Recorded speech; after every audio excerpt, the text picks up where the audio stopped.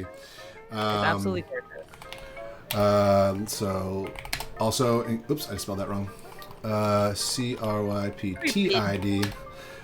If you like what you see here or want to go support an amazing indie TTRPG, go check out their backer kit. I think it ends in like 12 days or something like that. So you have a little bit of time. Hey, you got time. Yeah, you got a little bit of time. Like I said, it's a really unique, really silly little game, but it's quite fun.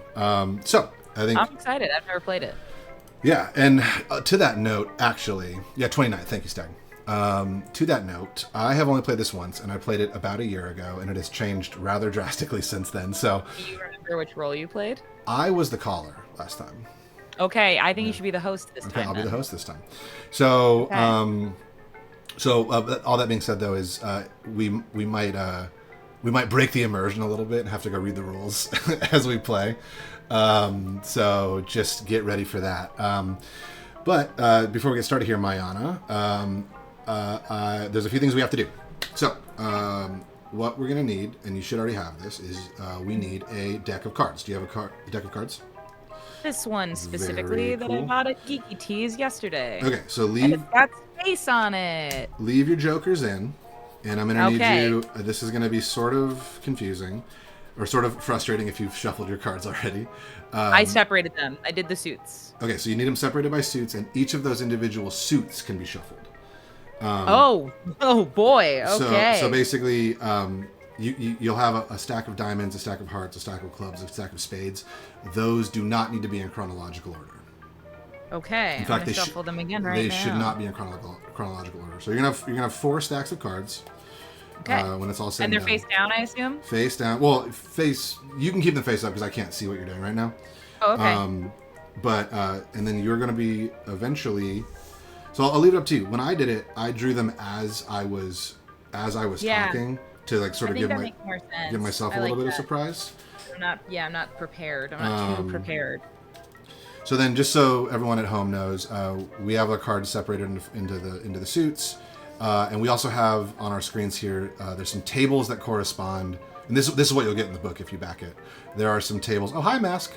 There are some tables in the book that sort of indicate what each of the cards means. And then I guess just for a little more clarity, so Mayana's going to be drawing these cards, and each of the suits represent something different that Mayana's going to have to describe to me. And I'll just give you a quick rundown of that. So when Mayana draws a spade... Huh? Yeah, so I'll have like 4 cards total by the end? 4 cards total by the end, yeah. So when Mayana draws a spade from the spade deck, that is going to describe the location that Mayana saw, the cryptid. When Mayana draws a diamond, that is going to be a physical description of the cryptid. When Mayana draws a heart, that is going to be the cryptid's reaction to Mayana seeing them. And then finally, the last one, when Mayana draws a clubs, that is going to be the effect that the cryptid had on Mayana. So, are you all with me so far? Yeah, Chris, it's a weirdly silly game, but it's weirdly really fun as well. It's just like a fun little improv exercise, basically. I love this. This is great. Cool. I also just want to show you all the cards that I got because I think they look really cool. They're just snakes. Pretty fun. Snakes! So Mayana, draw your 4 cards, one from each stack. Okay. All right. And I am also going to draw 3 cards, and that is going to dictate how much I believe Mayana. Okay. I will tell everyone what those are when we get going here. So. All right, I'm going to let you draw the first one. Okay. For now. Keep it a secret. Unless you want to do it on the first time, like have everyone see it. It's up to you. No, I think... Yeah. Okay. Okay. All right. So, I am going to draw 3 cards here, and we're going to assign a value here. I'm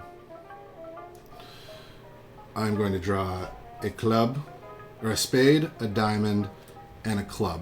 And I'm going to shuffle these. And the spade will be skeptic.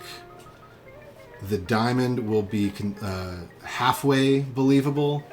And the club will be fully on board with you no matter what you say. It's gonna be a good time. So. Oh wow. Yeah. All right. I use the power of drawing, and I draw the diamond, and I forget which one I said that was. About whether or not you believe me or not? Yeah. Well, should I know that? Oh, you know what? You're right, Stag. You're right, Stag. I am going to. Yeah, you're right. I'm not going to tell you what my situation is. Yes. Okay. Cool. Let me redraw real quick. We'll see what I'm going to do. All right. We've got it. Okay. Cool. So, you ready to start? Ready to do it? Yeah. Cool. In that case.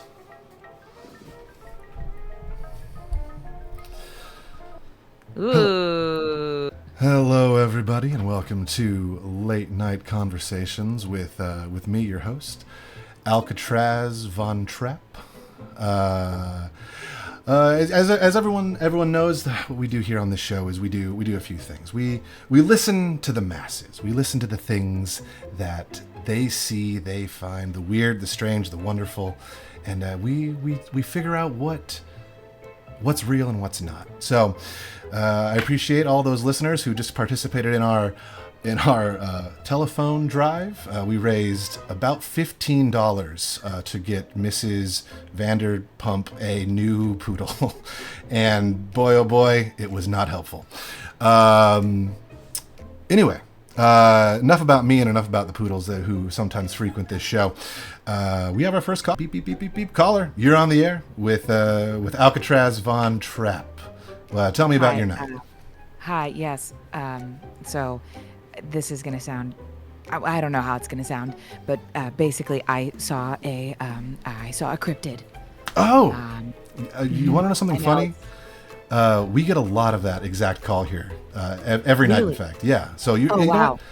Whether I believe you or not you're in the right place. So thanks for calling in. And quickly, what is your name? Who do we have the pleasure of talking with tonight? My name is Mildred Kringle. Mildred Kringle. Have you called in before, Mildred? No. My sister might have. Yeah. Okay. Yeah, she's she's seen actually a couple cryptid sightings, and I was jealous because I hadn't seen one, but I think I may have manifested my own cryptid sighting, so I'm pretty excited about it. I'm not gonna lie. Manifested or fabricated? I guess that is the question tonight. We will figure out tonight on tonight's show. So, Mildred, the floor is yours. Yes. Tell us about what you saw tonight. Well, I saw it was at the foot of my bed. The foot of your bed? Yes. Do you before you go any farther, do you live alone? Yes. Okay. I do live alone. That would be rather frightening to see something at the end of your bed if you live alone. Yes, I live in the woods. Quite secluded. I don't like people. So I find that I try. Very believable. Yeah, I find the trees more comforting than my colleagues, for example. Okay. So it was quite surprising, I will say.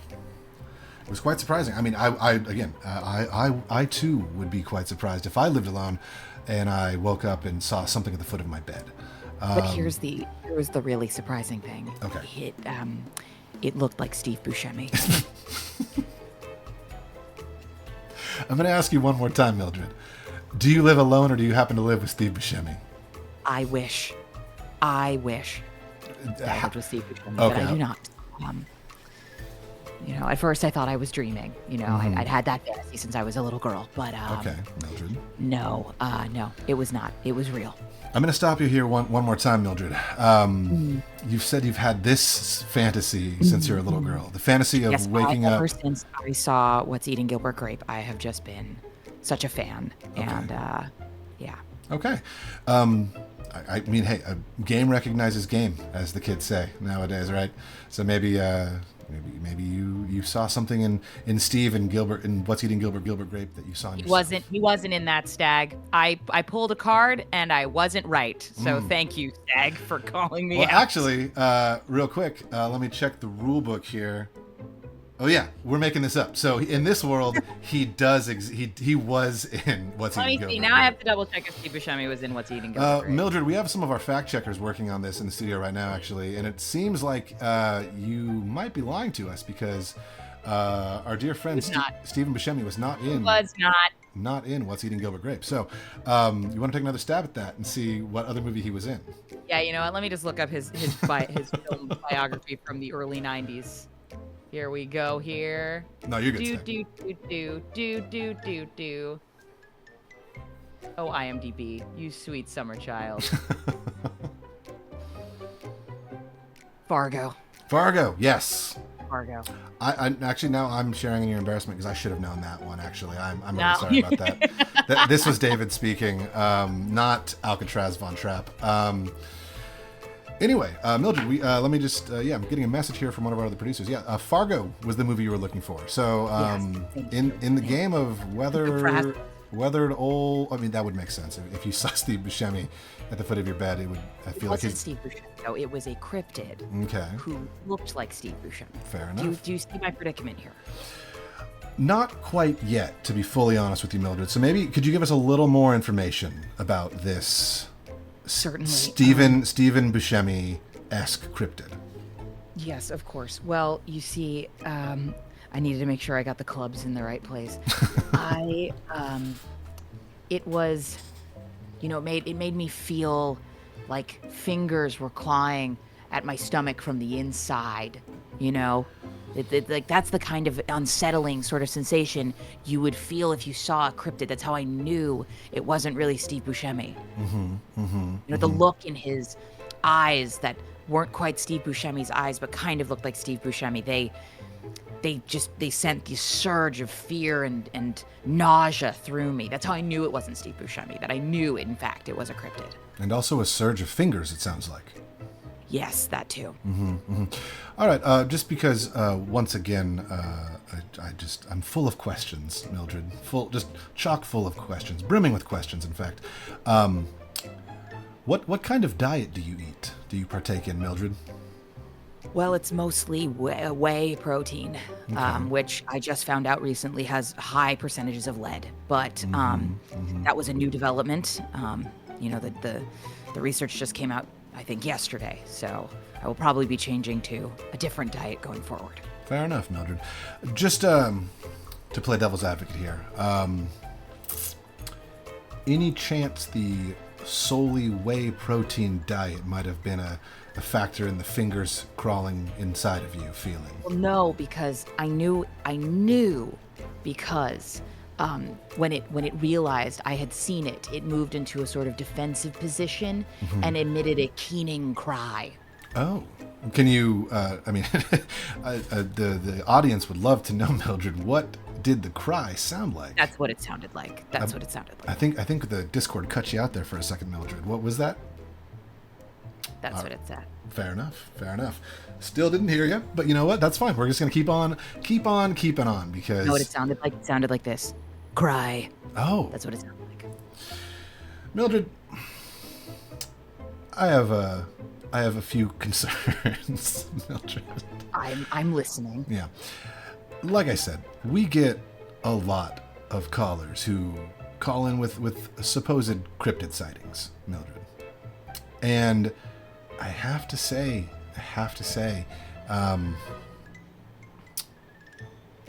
they're somewhat more convincing than yours. Wow. Okay. Yeah, I know. See, 'cause I'm just thinking about the facts here, Mildred. I've been taking notes as you've been talking. You said your sister, whose name was I forget. I didn't catch that part of it. Oh, I don't believe I said. If I did, I forgot, and it's Crystal now because I saw that in the chat. Got it. So you mentioned your sister Crystal. Yes. Has seen many cryptid sightings, and you have not. And in fact, you've been quite jealous of your sister, Crystal Pringles. Yes. Okay. Just all right. Well, I guess let's not count the chickens before they're hatched, Mildred. Please continue. What else can you tell us about this cryptid that looked like Stephen Buscemi? I think he was probably just misunderstood. That would be the thing, that he was probably just looking for a friend. Why do you say that? Well, I don't know, just why would a cryptid break into your house, and stand at the foot of your bed if not for that? And why would it leave such a keening cry if not to let people know that it was there, Well, that is a good point, Mildred. That is a very good point. So remind me once again of what you saw tonight. I saw a cryptid who looked exactly like Steve Buscemi. And when it realized it had been seen, it lured into like a defensive position and let out a very keening cry that sounded like this, cry. And, when I saw that, I felt this surge of, it was almost like fingers ripping at my insides, filling me with like a bone-chilling fear. That's what I saw. Well, let's see here. That does sound terrifying, Mildred. That does sound very terrifying. It does, doesn't it? And how do you feel now that you have seen a cryptid? Do you feel Honestly, fulfilled? Great. Honestly, I feel great. fulfilled. I feel like I can finally look my sister in the eye and know that we are equals in that way. That we've both seen the same thing. And whether or not one radio jockey believes you, or the many 15 people who listen to this show believe you, I think that's what you just said is the real magic of cryptids. They bring families together. They make you feel like you are on par, nay, better than your sister. So I guess the real question for that I'll leave you, Mildred, with, and the rest of our 15 viewers here with tonight is, does it matter? Does it matter if Steve Buscemi and finger-crawling sensations are real? If it means that you, and you alone, can be better than most of your loved ones? Beep, and she hangs up. And that end scene.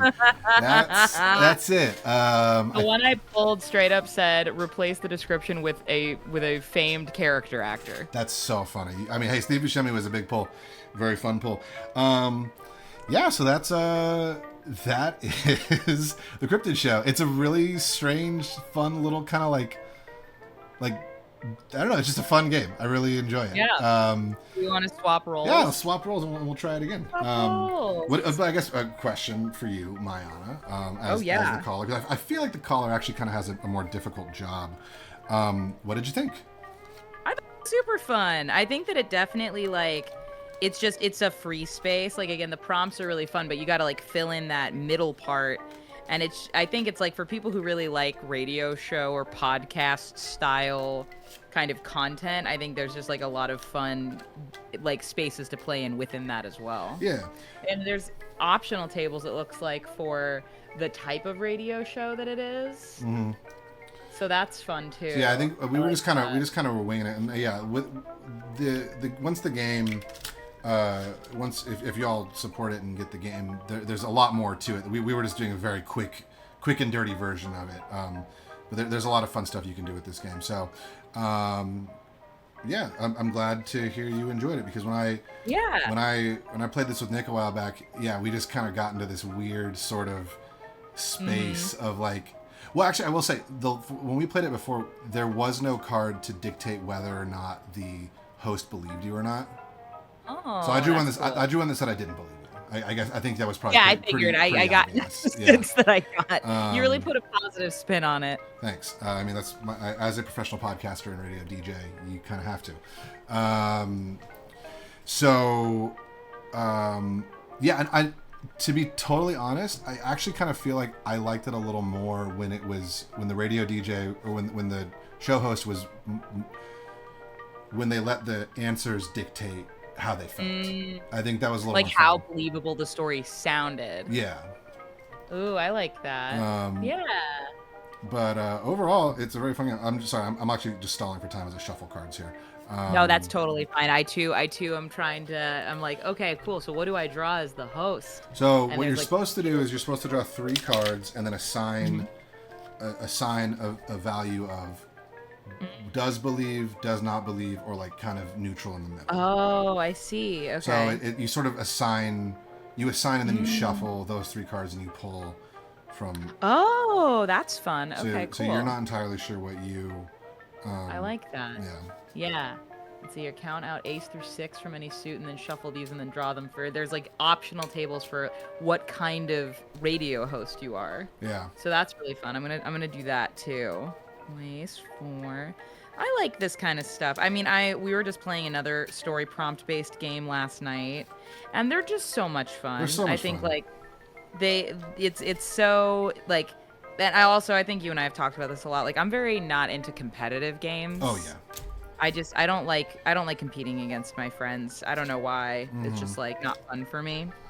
And so it's fun to do something where it's like the win was that we told a story together. Yeah. We actually even picked that up a was nice. game. We picked up a game last night that I'm very excited about. It's called The Time We Have Left, and it's supposed to be played on 2 sides of a door, and you draw these cards, and one person is an infected, like someone about to be turned into a zombie, and the other is their brother, and it's like the last few minutes you have together, and like you pull cards and they have prompts of things to do and things to say, and I'm very excited for that. Maybe we play that on stream next week. Yeah, it'd be fun. 'Cause I have it. Yeah. Yeah. I wonder if we can play it remotely like that. I'm sure we can. Okay, let's see here. I Alright. decide my fate on what kind of radio DJ I am. All right. Oh, I mean, it is a bummer, Stag. It's definitely like most zombie media, I feel like, is... Yeah, it's a game. Yeah. I think it's supposed to be 2 brothers, or It's supposed to be 2 brothers, yeah. 2 brothers, yeah. Okay. I'm drawing my 4 cards as the person here, as the caller.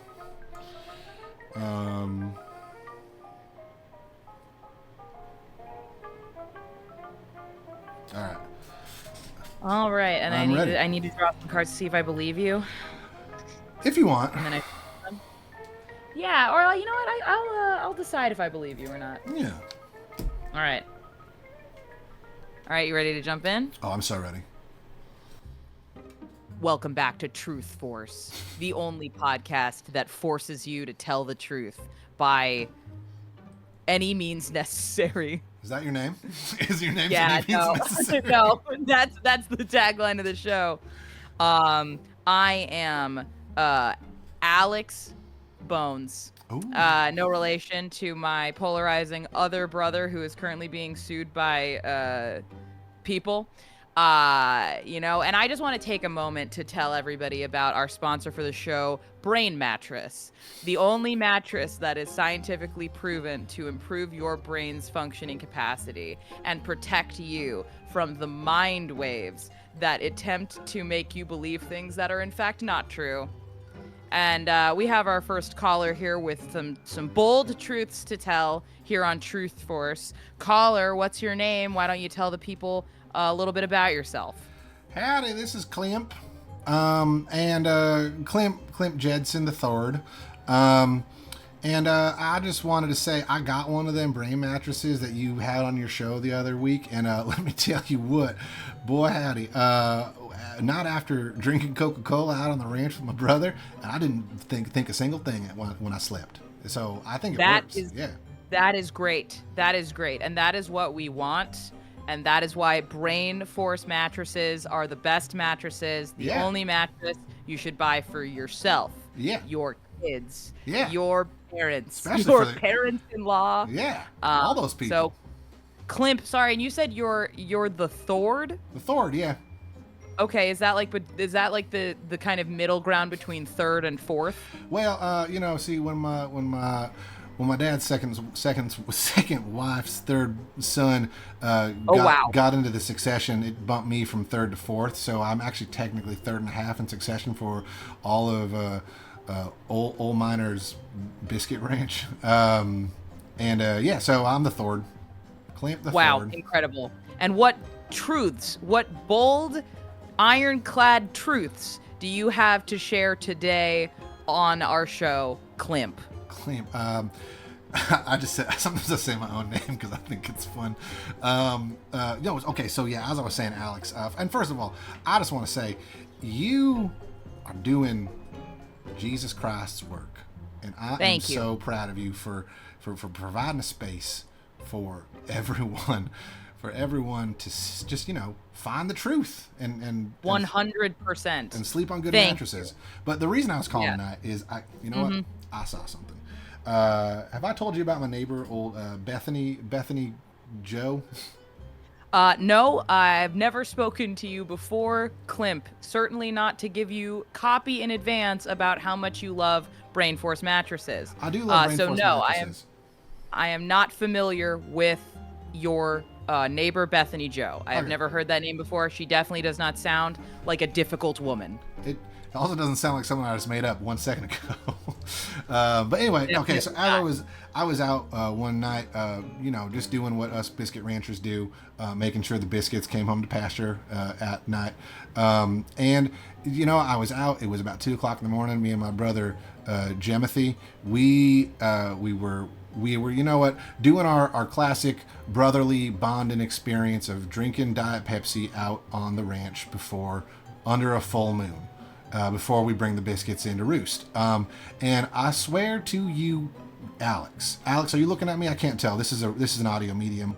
Well, yes, I would be looking at you if you were in front of me, but you are not because you are audio waves in a radio format. Fair enough. But if you were here, that I would be looking you right in the eye, good sir. That's what I need, because I am telling you the God's honest truth here. I saw something on top of Bethany Joe's roof. Oh, was it perhaps a space alien or a liberal arts student? Well, that's the darndest thing, because the liberal arts students are back at school, because as we know, it is when do kids go to school? Time. Yeah, it's classic school time. August. That's when kids are in school, right? I've been out of school for a while. September. They're in September. It's the middle of September right now, Alex. There you go. And everyone knows the liberal arts students are back in school in September. That's just the way it is around here in Idaho. Ottawa. It's Ottawa. I'm in Ottawa. Anyway, but no, I don't even know. Is that Canada? Ottawa is a province. It is up there. Well, you should know that. Well, actually, no, I don't know. Where does your show take place? Idaho and Ottawa. Idaho and Iowa. It was a real shame when Idaho invaded Ottawa, but you know what? I think the potatoes were worth it. I think the potatoes are absolutely worth it. Them spuds, oh man, they're good. Anyway, I swear to God, like I said, it wasn't no liberal arts student. It wasn't no space alien. Trust me, I know them. And it weren't no liberal arts student, like I said before, because as we know, it's September, prime school time. Everyone's brain is turned on just a little bit more in September. So it's true. It's the best time to learn. And we're fighting those waves every day. Fighting those waves. You know what, Alex? Are you looking at me? Yeah, I'm looking at you. Yes. You're a good one. You understand. You're a good one too, Climp. All right. Well, I feel like I can trust you a little bit more. I know I did call into this situation here, but I feel like I can trust you and give you a little more of my story.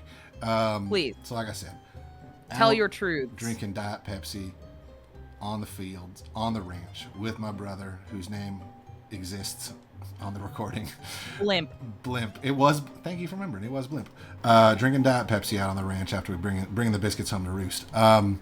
And I saw it right there, right on top of old Bethany Joe's 2-story trailer. It's from England. Just a double-decker bus from London. It's a double-decker bus from overseas. It's one of those tour buses where you can sit on the top part and take pictures, yeah, she turned it into her a whole trailer. second floor is a balcony. It's great, actually. Oh. Man, I'm jealous of her when she brought that back. Anyway, it was up on top, moonbathing on the open air second story of Bethany Joe's. Whatever I just said, double-decker trailer. Okay, and you were insinuating that this thing you saw is not a person? No, not at all.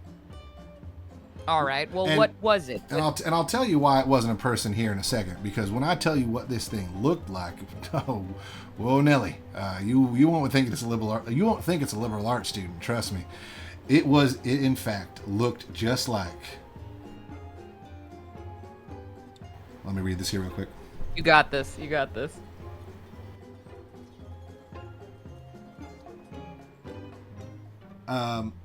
Well, okay, actually, I take it back. It might have been a liberal arts student.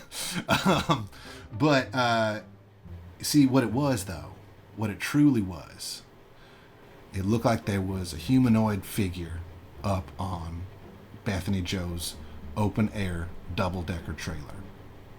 Mm-hmm. But what was crazy about it, and I swear, I haven't touched a drop of the stuff in quite some time, but it looked like this figure's face was made out of locusts, and it looked like it was trying to scream, but it couldn't because the aforementioned face made of locusts. All right. So it was multiple locusts Yeah.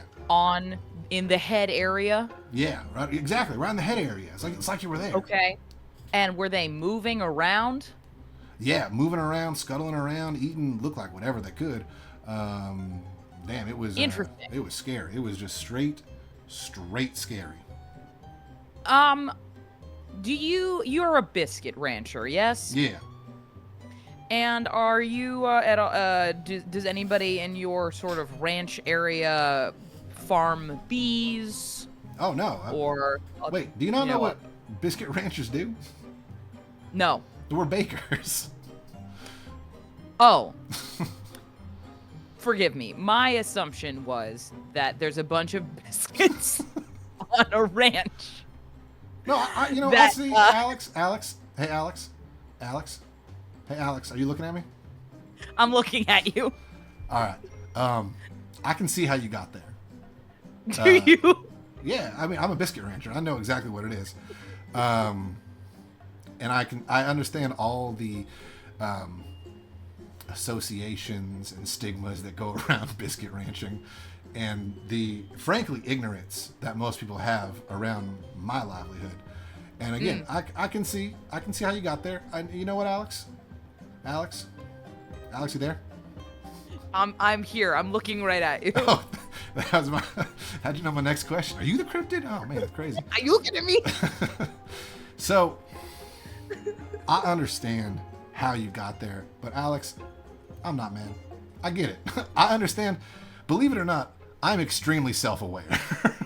I know how ridiculous my voice and my hobbies and my career and my neighbor's double-decker open-air bus is. So, Alex, you're not alone here. Okay. Yeah. And just so that I'm clear, what does a big biscuit rancher do? We're bakers. We make biscuits. Why would they call it biscuit ranching and not baking? You know social media nowadays, Alex.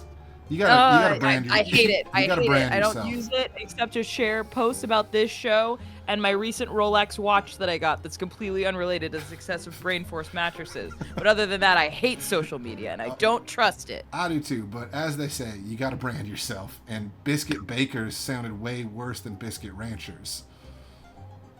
Is this a real profession, or is this a profession you, Clemp, came up with? You know what, Alex? I think we should go on to the next question.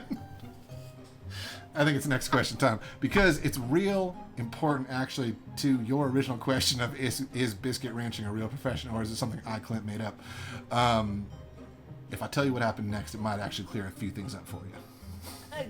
Great. So, as I was saying, Alex,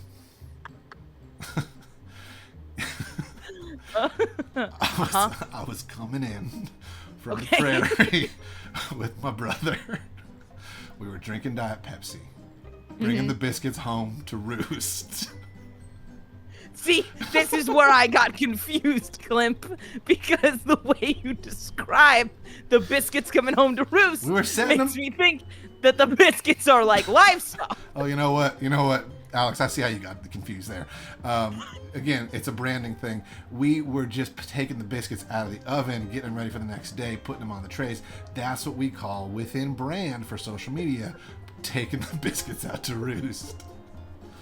Alex, you know what? I'm realizing our branding might be a little off, Alex. But here, you know what, Alex? You know what? Again, this is going to clear some stuff up for you. Please. Make sure you're looking at me for this next part, Alex. I'm looking at you. I'm looking you right in the eyes. Excellent. What did I try here? So let me just bring it back up to speed. Coming in, please. I was bringing the biscuits back to roost. Looking at Bethany Joe's double-decker open-air trailer. I saw what might or might not have been a liberal arts student standing on the roof/balcony of her 2-story trailer. No face, just locusts, trying to scream. That's what I saw. But get ready to not have any more questions and put your questions out to pasture. That's another branding thing right there. Where the biscuits used to be. Normally? Where the biscuits normally are. Where the biscuits free range run? They're you ever seen a stampede of biscuits, Alex? That's a magical thing. Anyway. Again, are the biscuits alive? Get ready to have no more questions because I can't wait. I can't wait to have no more questions. Everything for you, Alex. Please. Upon seeing me, the maybe not liberal arts student locust-faced thing, upon realizing it was seen, it spat out some sort of sweet-smelling phlegm at me. Okay. Yeah, and like I said, no questions, right? You're fully up to speed. Right. Fully up to. I am up to speed. Yeah. I am up to speed. Yeah. What speed that is? Don't even ask about gravy. Is yet to be seen. Yeah. But you're telling me what I'm hearing, Klimp, is you saw a person who was being attacked by locusts. No, I think their face and was then locusts. threw up in fear, presumably from being attacked by locusts. That's what I'm hearing. That's what you're hearing, and that's the perspective and mind of someone with a small worldview. Wow. I just said my name again. Sorry, Alex. You're Alex. I'm Clip. Because are you Klimp?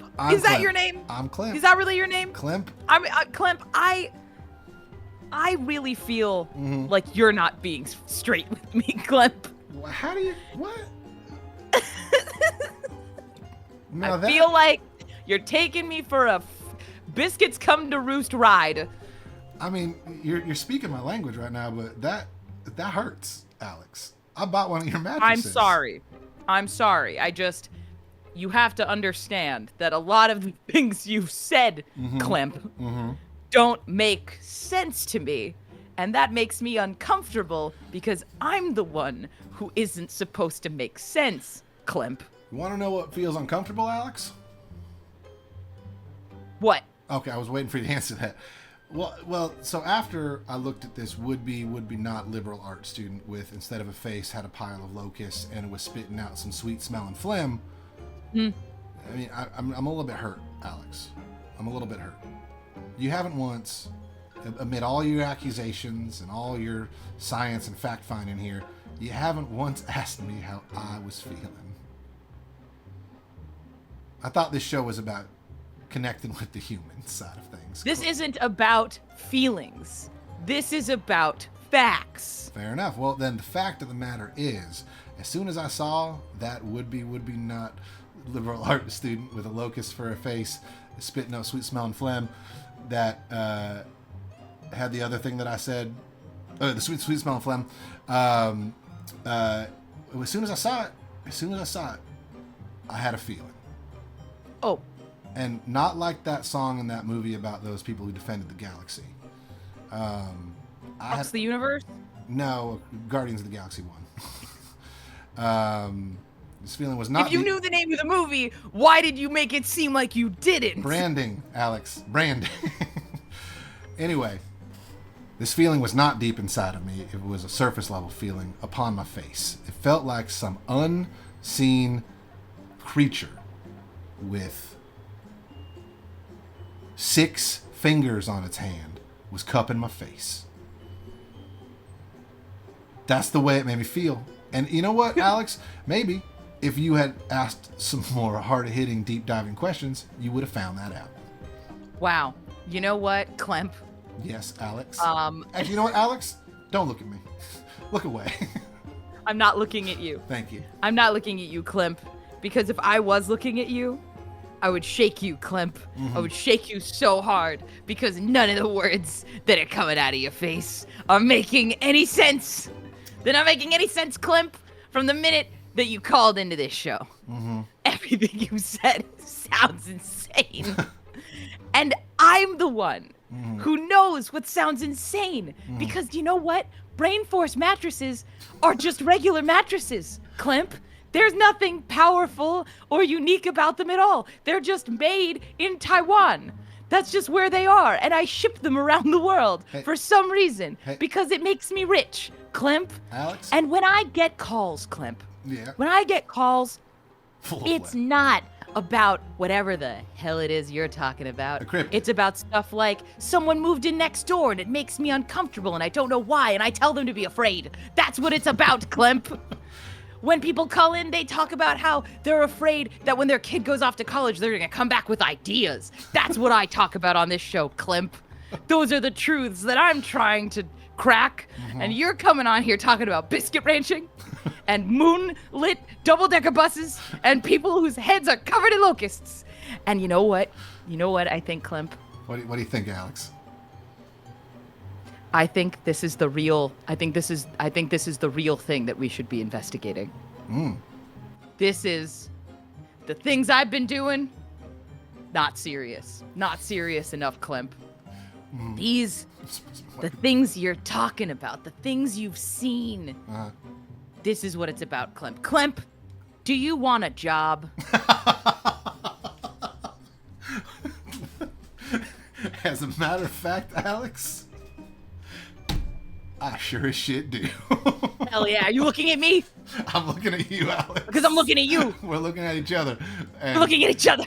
We could, you know what? I'm on my way. We'll be right back. and see. Hey, good job. Very fun. Very fun. So silly. What a silly time. Yeah. Fun game. Love that. Really fun game. So yeah, one more time. I'm going to drop this in the chat. Thank you, Stag. CryptID. Cryptid. Yeah. If you like what you saw here, folks, please go play it at home. Go check it out. It's on BackerKit. I think it's only like $30 right now. Worth every penny, I'd say. Yeah, I would say so. And even, I mean, as you can tell, I don't know. There's not particularly like any hard-hitting stories you're gonna hit with this game, but it could be slotted into something. It could be like just something you play on like a road trip. It could be something you just play with your friends at home, just kind of like a little icebreaker thing. It's really fun. I would highly recommend this. And thank you all for journeying with us to see the Steve Buscemi and Locust liberal arts students of the Cryptid Show. That's it. And yeah, please for everyone, like I said, go check them out on BackerKit. On Instagram, it's Plus One XP and Plus One Exp is the publisher, and the creator is Annika Chilha, I think is how you pronounce their last name. Yeah. They work over at Hero Forge. They're super funny. They're a comedian. They're creative, and they're just an all-around cool, awesome person. So you should support their work. Go support their work. Very fun. They provided us with the lovely graphics that you see. Look at this cool art design. Yeah, nice time. Cool. And I didn't know exactly what I was able to show, but on the little press kit that we got, there's all sorts of funny. There's cryptids like Bigfoot with an ass and cat that makes you just a little bit uncomfortable. And those were great. There's like a weird frog. Yeah, there's like frog with human teeth and just like mouth eyes and stuff. Yeah, it's great. Real weird shit. But yeah, that's it for the Cryptid Show. Yeah. And if y'all dummy thick Bigfoot, exactly. If y'all like this kind of thing, me and Mayana have been trying to get into and test out more games like this. So if you like this kind of thing, let us know. Or if you have any games that you want to see us try out on stream, let us know. We should do For the Queen. We should play For the Queen. I really do want to try, maybe, because I don't know how long it is, and I feel like as people pointed out, it might get really intense. That the time we have left game. Oh, yeah. But I think that'll be like, I mean, hey, it's spooky season. Mm-hmm. And Hey, oh, Rodney. thanks, Rodney. It's spooky season, so yeah, if you want to see us play a dramatic zombie 2-person game, we could do that. Yeah. I also am. I mean, it would be kind of hard to do. Oh, we could do online Jenga if you wanted to do Love Letter or We do Starcrossed. or Starcrossed. Yeah, we do Starcrossed. Yeah. Basically, what we're getting at is me and Mayana have had the absolute honor and pleasure of being exposed to a lot of really amazing games recently, and we want to show them to you all because, yeah, Stag. It's I'm a little bit. We don't have to. I'm do questioning that one. on it We'll do myself. other stuff. There's a lot of amazing games out there. Yeah.